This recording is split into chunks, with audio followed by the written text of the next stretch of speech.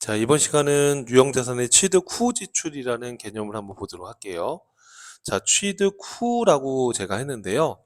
이건 이제 어떤 개념이냐면 기기장치 등과 같은 유형자산을 취득한 이후에 이걸 사용하다 보면 뭐 기기가 고장날 수도 있잖아요. 그죠?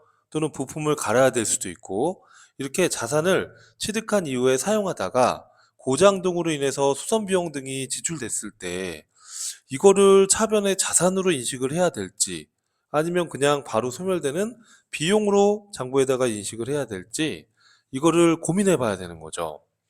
자, 우리가 자산으로 만약에 인식을 한다 그러면 그 자산으로 인식하는 것을 자본적 지출이라고 하는 거예요.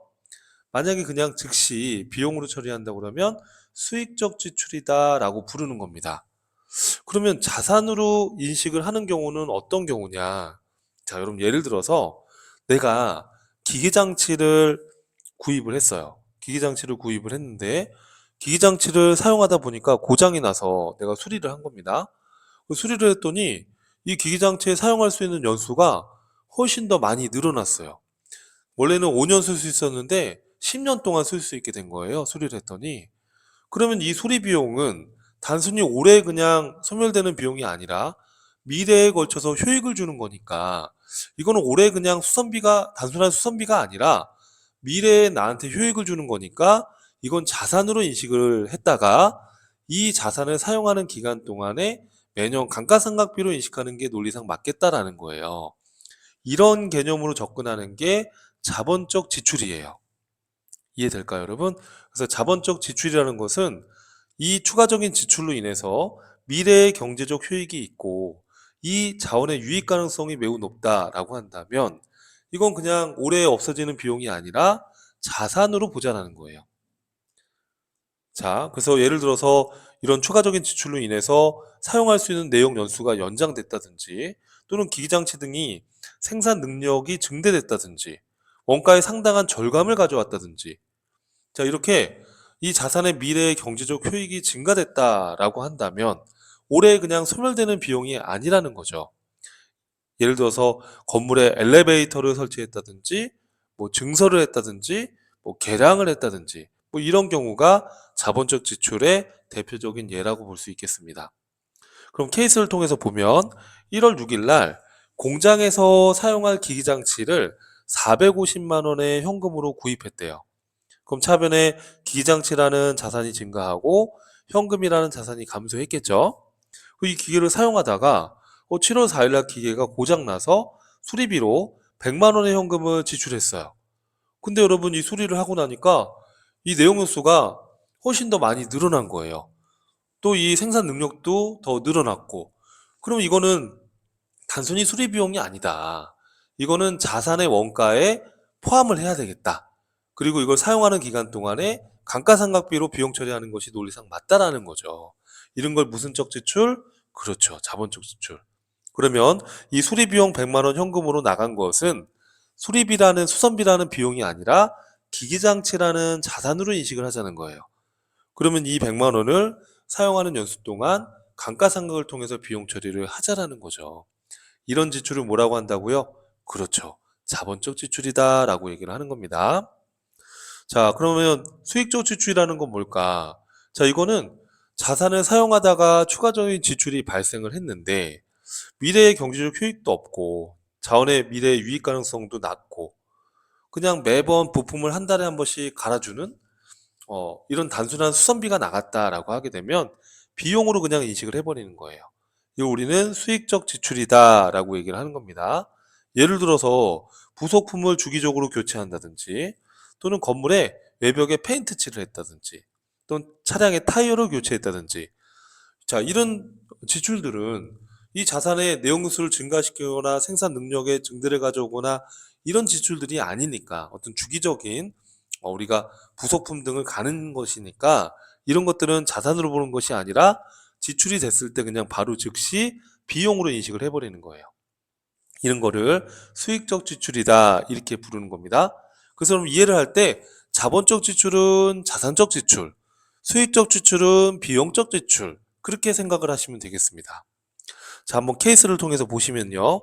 공장에서 사용할 화물 트럭을 2,500만 원에 현금으로 구입했다. 그럼 어떻게 하면 되겠어요? 차변에 차량 운반구라는 자산이 증가했다. 그죠? 화물 트럭을 산 거니까 대변에 현금 자산이 감소한 겁니다. 7월 4일 날 트럭이 고장나서 수리비로 100만 원을 현금 지출했다. 근데 수익적 지출로 하라고 가정을 했어요. 그러면 시험 문제는 이렇게 대부분 주어집니다. 그러면 이건 미래에 효익이 없다라는 거죠. 그냥 매번 한 번씩 이렇게 지출이 되는 거니까. 그럼 이건 뭘로 하시는 거예요? 차량 운반구가 아니라. 여러분, 차량에 대한 수익적 지출은 수선비로 하지 않고 차량 유지비라는 비용 계정 과목을 씁니다. 차량 유지비. 그래서 차량 유지비라는 비용으로 기록을 해주는 거예요. 이렇게. 이해될까요? 네, 그래서 자산으로 처리하는 걸 자본적 지출, 비용으로 처리하는 걸 수익적 지출, 이렇게 해서 여러분들이 암기를 좀 해야 됩니다. 자, 그래서 우리가 취득 후 지출에 대한 이야기를 봤고요. 자, 마지막으로 유형자산의 처분이에요. 처분입니다. 자, 그럼 처분이라는 거는 뭘 말하는 걸까요? 자, 이 자산을 사용하다가 이제 사용이 불필요해졌으니까 갖다가 매각을 해서 처분을 하든지 아니면 폐기를 하든지 이렇게 더 이상 미래 효익을 기대할 수 없을 때 폐기를 하거나 또는 돈을 받고 처분을 하거나, 그럼 이렇게 유형자산이 처분이 됐을 때는 자산을 제거시켜야 되겠죠. 자, 이 경우에는 유형자산의 장부 금액과 처분 금액을 비교해서 장부에 있는 것보다 내가 더 비싸게 팔았다. 그러면은 처분 이익이, 유형자산 처분 이익이, 또 만약에 내가 장부의 금액보다 싸게 팔아서 손해를 봤다. 그럼 유형자산 처분 손실로 해서 비용으로 인식을 하게 되는 거예요. 자, 그럼 주의사항은 만약에 내가 이 자산을 회계연도 중에 처분했다 그러면 처분 시점까지 감가상각비를 인식한 후에 처분의 분계를 하는 것이 타당하다라는 얘기입니다. 자, 그럼 여러분 요거는 내용이 좀 어려우니까 요 케이스를 보기 전에 제가 간단한 사례를 통해서 한번 설명을 드릴게요. 자, 여러분 유형자산 처분과 관련해서 위의 내용을 보기 전에 요 간단한 사례를 통해서 제가 한번 설명을 해볼게요. 우리가 유형자산은 기본적인 흐름이 취득을 하고 감가상각을 하다가 나중에 처분이 되는 단계로 가는 거잖아요. 그러면 예를 들어서 사례를 보시면은요. 지금 X1년도 1월 1일 날 기계를 10만 원에 취득을 했대요. 내용 연수는 5년간 사용할 것으로 예상이 되고요. 정액법으로 생각할 거고 잔존 가치는 0이라고 가정해 볼게요. 없는 걸로 가정해 볼게요. 자, 이걸 사용하다가 1년간 사용한 후에 X2년도 1월 1일 날 9만 원의 현금 받고 처분했다라고 했을 때 우리가 감가상각을 직접상각으로 할 수도 있고 간접상각법을 할 수도 있다고 했었잖아요.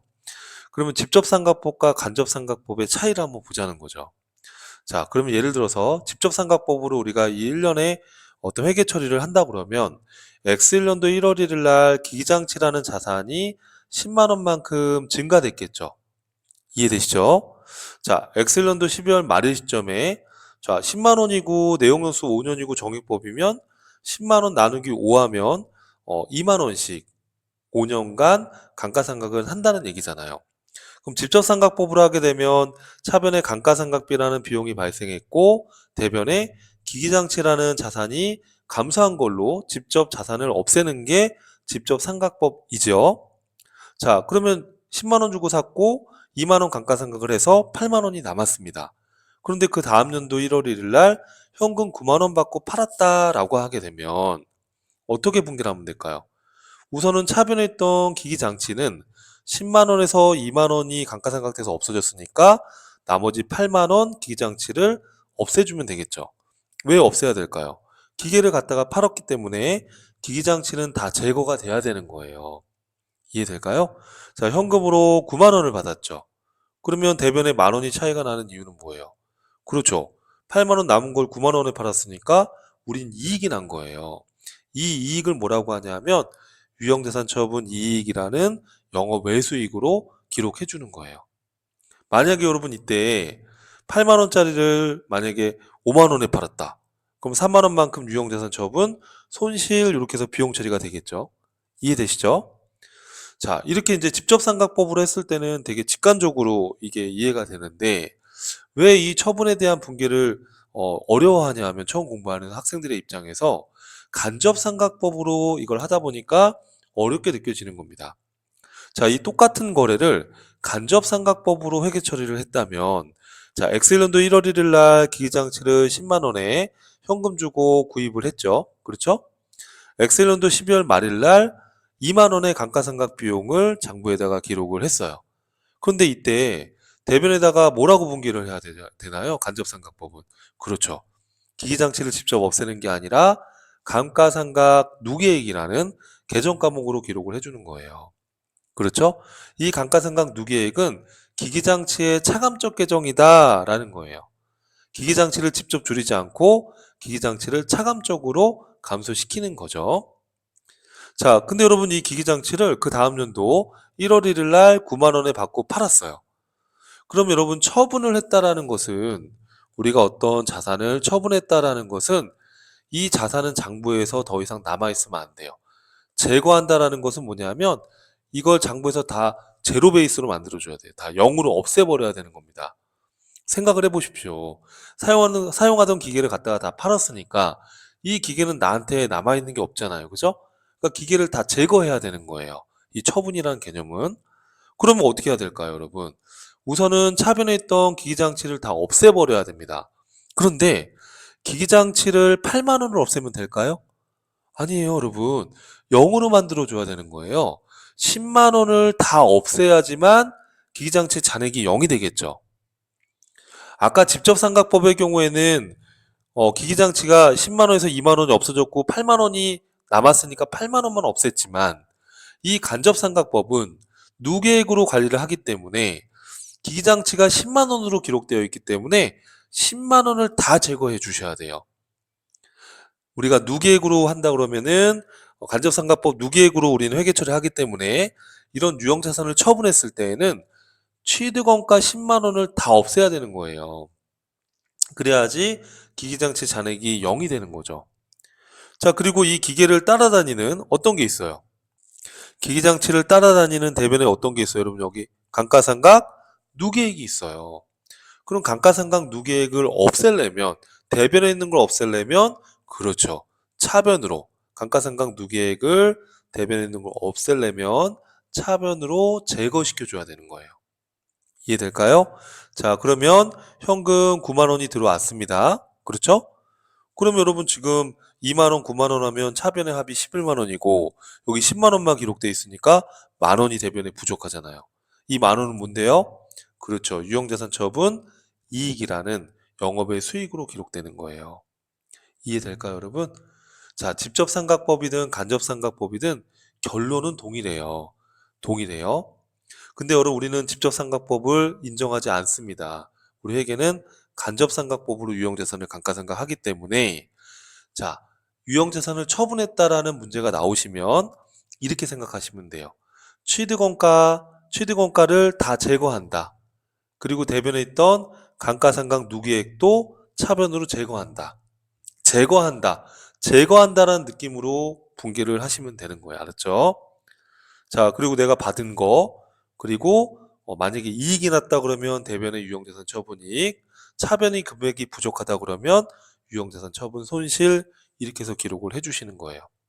자, 그럼 여러분 이때, 자, 그러면 이때 이 만 원의 처분 이익이라는 것은 우리가 처분한 금액에서 장부 금액을 차감해서 플러스가 나오면 처분 이익이고 마이너스가 나오면 처분 손실이 되는 거예요. 자, 무슨 얘기냐면 이 만 원의 이익은 왜 난 거예요, 여러분? 내가 지금 처분한 금액이 9만 원에 처분했고요. 그렇죠?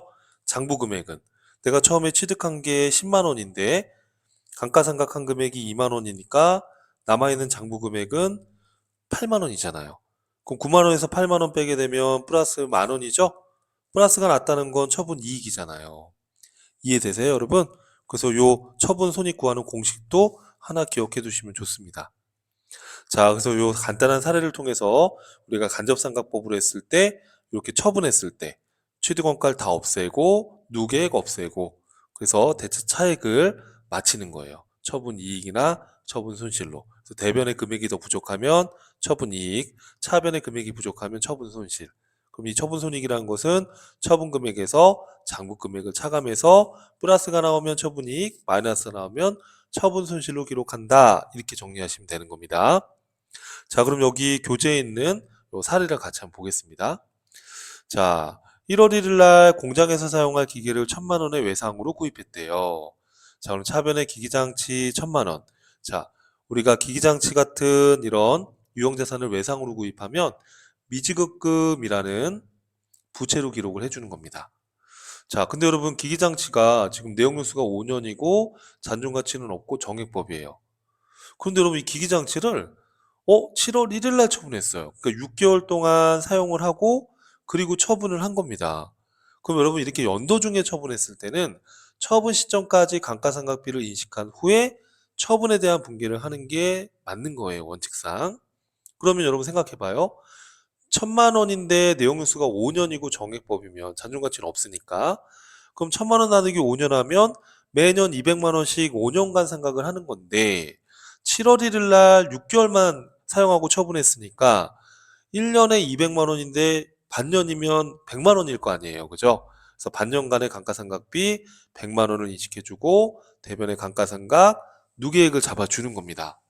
자, 이 상태에서 감가상각을 인식한 상태에서 우리가 아까 봤던 처분의 분기를 같은 날짜에 해주는 거예요. 어떻게 하면 되겠어요, 여러분? 기기장치 1,000만 원 다 제거해 주시고요. 또 특이한 거는 어떤 걸 또 제거해 주셔야 돼요. 대변에 쌓여있던, 그렇죠, 감가상각 누계액도 제거해 주셔야 되는 거예요. 이해되시죠? 자, 그런데 여러분 웃긴 거는 요걸 970에 팔았대요. 그럼 970만 원 현금을 받아야 되는데 어음을 받았대요. 여러분 우리 받으러 엄이라고 하면 안 되는 거예요. 우리가 상거래 이외의 거래에서는 어음을 받았다 하더라도 미수금을 하셔야 되는 거예요. 받으러 엄은 상품을 팔고, 상기업의 입장에서는 상품을 팔고 약속어음을 받았을 때 받으러 엄 하시는 거고, 이건 상품이 아니니까 미수금이라는 개정 과목으로 구분해 주셔야 됩니다. 어찌됐든 간에 미수금 970만 원 받을 게 있죠. 자, 그러면 100만 원하고 970 더하면 차변의 합이 얼마입니까? 1070만 원. 지금 대변에 1000만 원만 들어가 있죠. 그럼 대변에 70만 원만큼 차이가 나요. 그럼 대변에 기록됐다는 거는 이익이죠. 이걸 뭐라고 하죠?